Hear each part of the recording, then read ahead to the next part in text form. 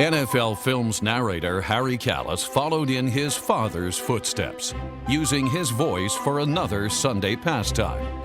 Dad was a minister. He had a big voice, he had a booming voice, and I think I inherited it from him.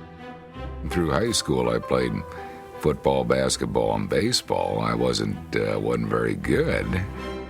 So I thought there's got to be some way to get into this business. I know I can't make it as a player, and so I thought, why not broadcasting?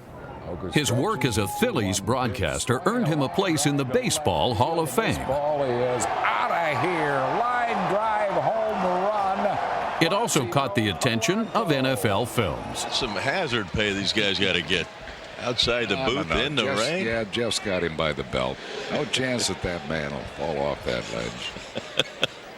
1975, Steve Sable was listening to a baseball game. And then listening to Harry, I said, geez, he really has a great voice. And he called me and he said, you have the kind of voice that might work with our films. Why don't you come in for an audition? And that's, almost 30 years ago. And it's one of the smartest decisions I ever made. In those years, John Facenda, the late, great John Facenda, was doing the brunt of the narration at NFL Films, and he was like a mentor to me. In 1980, Harry started working in front of the cameras, an experience that was sometimes fun and other times frightening. The quarterback trades, Pastorini for Stabler. What about that one? Look at Stabler is leading the A.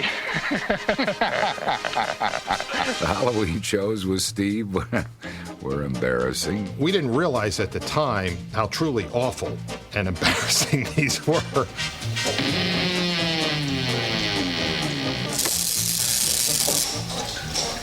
Our first story is about an offensive lineman who played for the 49ers in the 50s.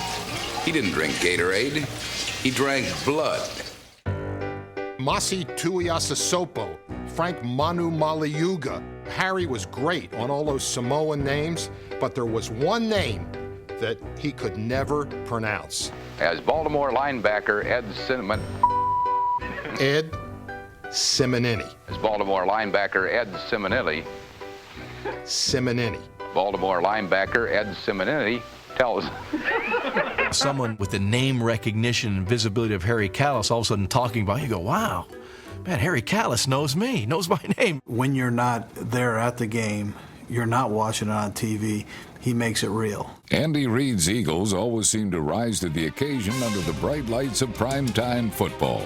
Reid improved his nighttime record to 6-0 thanks to a near-flawless performance from his quarterback. Harry's voice has helped define the game, but as recognizable as it may be, the man behind it remains a humble part of his team.